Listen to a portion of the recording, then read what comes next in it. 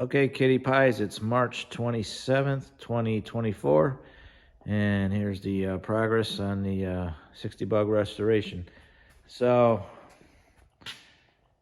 I got the epoxy primer on the car in the front and inside, and I scuffed these areas here. There was a little pitting here, so I put a little fiberglass in there. And this is where I welded that patch panel. I scuffed that epoxy primer and then a thin coat of that epoxy or fiberglass over that patch. That way, if there's moisture, it won't seep through there. And then I'm going to do body filler over that and finish it off nice. Up, down, the bottom there. I'll clean all that up. It'll look nice. I'm going to leave all these spot welds in. Once again, there was a little pitting here. So once again, down here, same thing in that area.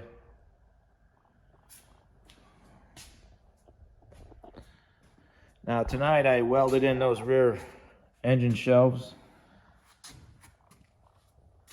So what I did here is before I welded the engine shelves in, I wanted to epoxy prime under here first. Finish that seam here where I welded up that patch panel here.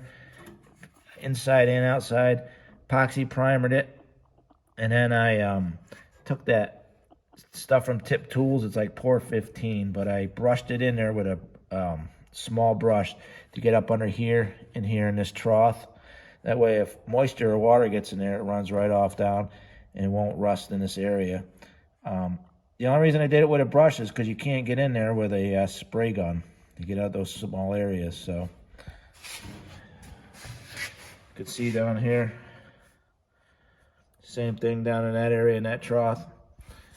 So if you were to look up in the engine bay from up in the bottom, it would look just like a factory job. Plus it's treated better up in here. So some of these areas you're gonna have to do with a brush and get it with a brush, or sometimes a small acid brush to get into the small crevices, because a lot of times in this car, there's a lot of nooks and crannies that you're just not gonna get the spray gun in. It's to get in there to e-coat everything. So you can see here I welded the engine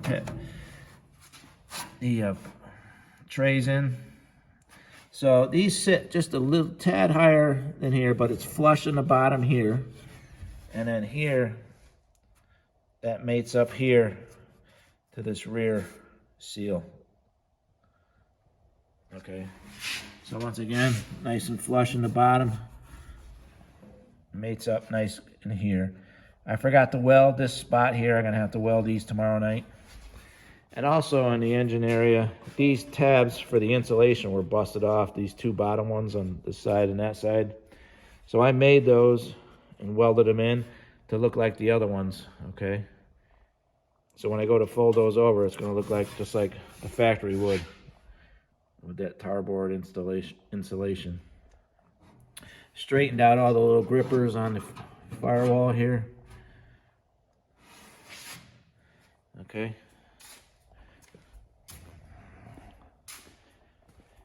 And I also cut the gripper for down here. I gotta put that in. I'm not gonna weld that in. I'm gonna actually pop rivet that in there. So that goes in there like that to hold that wind lace in there on that B-pillar. And for the life of me, I can't find my striker plate for that side. I don't know what I did with it, so I'll probably hopefully go home and look at all my boxes, and hopefully I have it.